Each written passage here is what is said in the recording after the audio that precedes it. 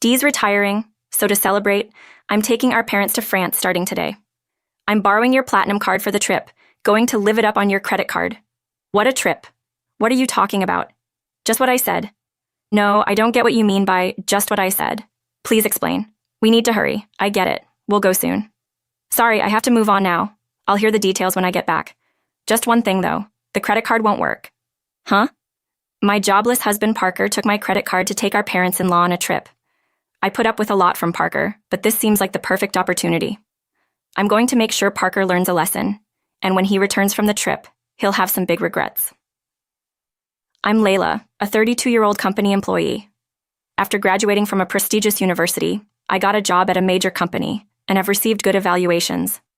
Despite being only 32, my income is enough to support Parker, who doesn't work, and a child if we had one. But that's hypothetical. We have been married for 2 years and don't have kids yet. We're thinking about having one soon, though. Blessed with a good job and income, I should be happy in my newlywed life, but I'm not. The part about having a child is hypothetical, but Parker not working isn't. I'm not hungry for dinner because I ate snacks. That's fine, but what about your job search? I didn't go for an interview today, just stayed home looking at job websites. Parker quit his job a year ago and has been job hunting since. To be precise, he's been working part-time but doesn't stick with any job for long. He starts a job, quits soon after, relaxes for a while, then looks for another part-time job. You're looking at part-time jobs again, aren't you?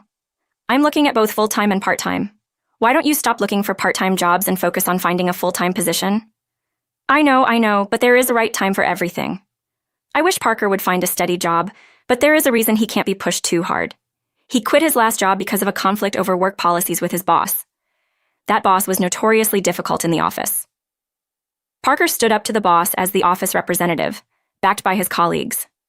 But when the conflict escalated, his colleagues sided with the boss, not with Parker.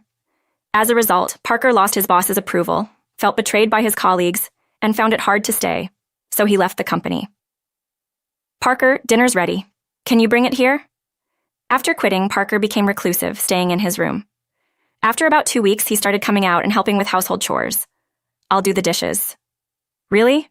Thanks. Then it's all yours? Yeah, I've got nothing but time. Joking about that, Parker smiled, but it didn't seem genuine. Yet, after another 2 weeks, he started job hunting. I have an interview today. Is it your top choice? Yeah, I'm going to get this job and start over. I'm rooting for you. Do your best. A month after quitting, Parker began job hunting in earnest. But even after a month, he couldn't find a job. Why am I always rejected? Damn it. It's all my previous company's fault. Don't get frustrated. You'll find something good. Of course I'm frustrated. I did nothing wrong. Parker might not be entirely blameless, but what happened at his last job wasn't entirely his fault either. Still, quitting because of interpersonal issues doesn't look good to potential employers. It's like I can't do anything right anymore. That's not true. You have an interview tomorrow. Let's work on your resume. It's pointless. I'm not going tomorrow. Repeated rejections wore Parker down, but after a while, he became defiant. One day, I came home to find torn-up resumes on the living room floor. Knowing the interview didn't go well, I chose my words carefully. Can you throw that trash in the bin? I'm done. Done with what? Job hunting. We can live on Layla's income, right? I don't need to work. Indeed, we could live on my income alone. Some people don't work and do a great job as a full-time homemaker, but that's not Parker's situation. He's just avoiding unpleasant realities. I understand his reluctance to work after the bad experience at his last job and the unsuccessful job hunting, so I decided to be patient with Parker for a while. Parker, you still haven't found a job. What's your plan? I've worked hard before. This is just an extended break. I'm not just resting. I'm studying for the future. That's good to hear.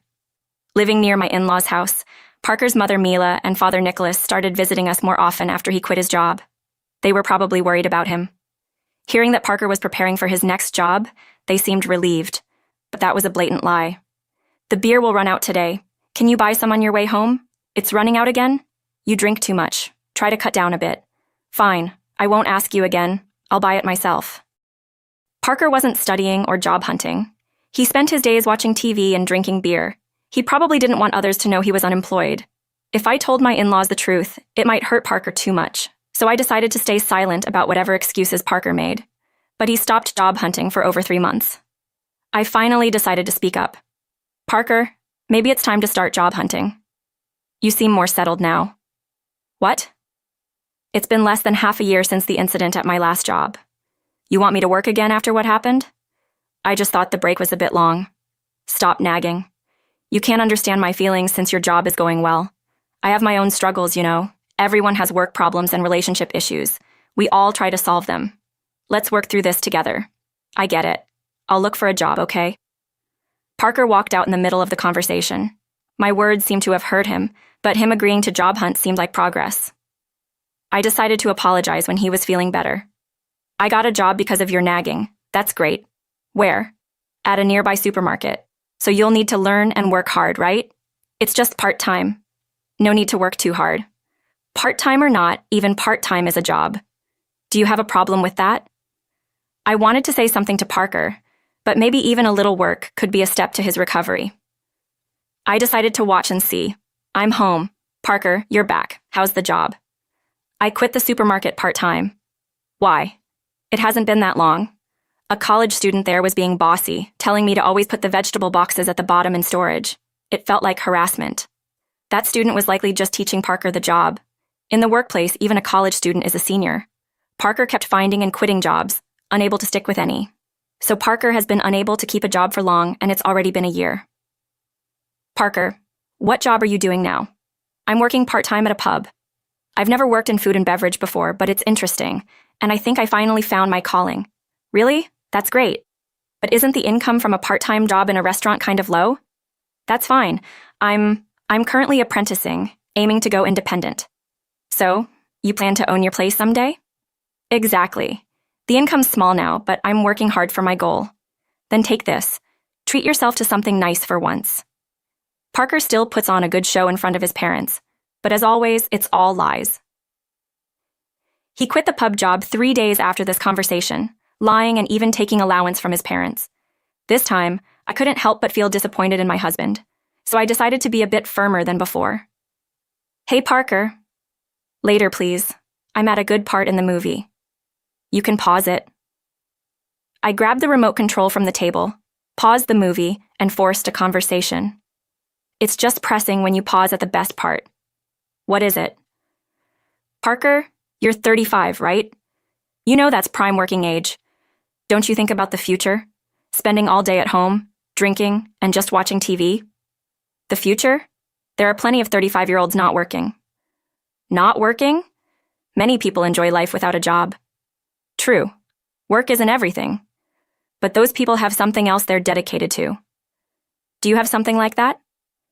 Yeah. You're upset about me not working. I'll look for another part-time job. Parker seems intent on only working part-time. Considering his reasons for leaving his job and his struggles with job hunting, I've been careful not to hurt him. But it's time for Parker to bounce back. I need to be stricter. One day at work, I got a text from Parker. Dad's retiring, so we are going to France to celebrate. Starting today, borrowing your platinum card. Got to splurge on your credit card. I panicked and called him immediately. What do you mean, a trip? Just what I said. I don't get it. Just what I said? Please explain. So many things are wrong here.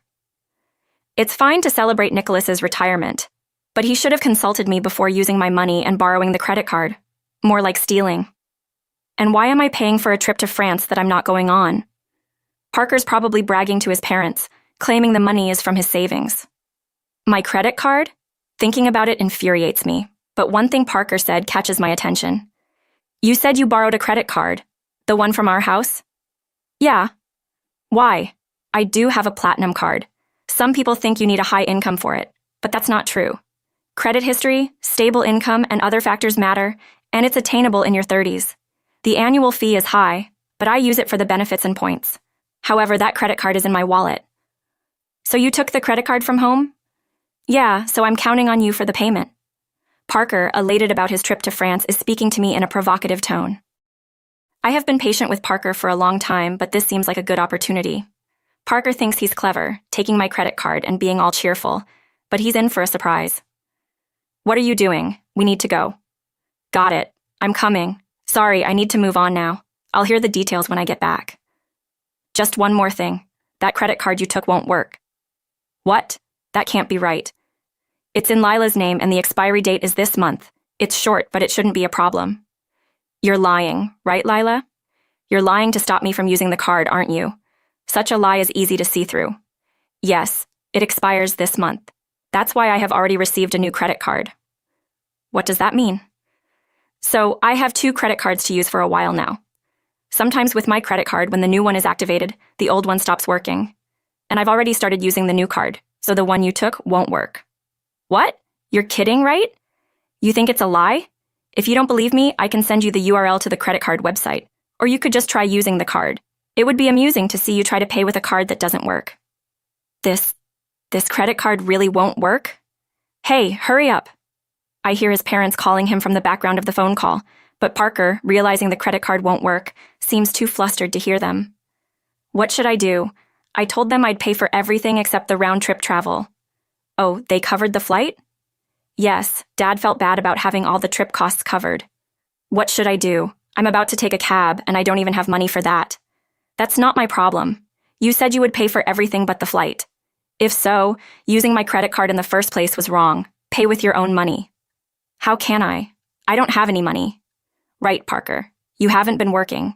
Seriously, it's your fault for trying to look good, taking your parents on a trip without money.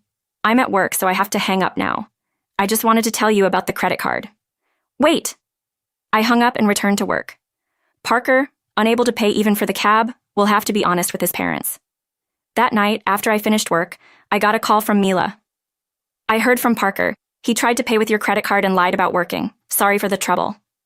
No, don't apologize, Mila. I'm sorry for the inconvenience about the credit card. Are you okay with the money? We'll cover this trip's cost when we get back. I'll make Parker apologize and find a job immediately. I'm sorry, Mila, but I'm considering divorcing Parker. Divorce? Because of this? It's part of it. But Parker has been taking money from me for a while. What? I stopped giving Parker money to curb his drinking. He started a part-time job and bought his own alcohol, but the salary from part-time work shouldn't be enough for daily drinking. Parker was taking money from my wallet to buy alcohol. Parker repeatedly took money from my wallet to buy alcohol. He repeatedly stole amounts ranging from $14 to $40. Over a year, the sum became significant. I hadn't been strict with Parker, hoping he would eventually turn things around. But when he stole my credit card for his trip, it wasn't just about $42 anymore. This leap in the amount he took convinced me that he had no intention of improving. I respect your decision. Should I tell Parker about the divorce? Could you just tell him I want a divorce? We'll discuss the rest when he returns home. About an hour later, the next morning, after my call with Mila, Parker called. He must have heard about the divorce from Mila, but I had asked her to wait until he was back to discuss it. Too exhausted, I decided not to answer his call. The next morning, after returning from work, I found Parker at home. He had cut his trip short. I'll work properly now. Please don't leave me, he pleaded as I entered the living room and saw Parker. He immediately apologized. His regrets seemed sincere but came too late.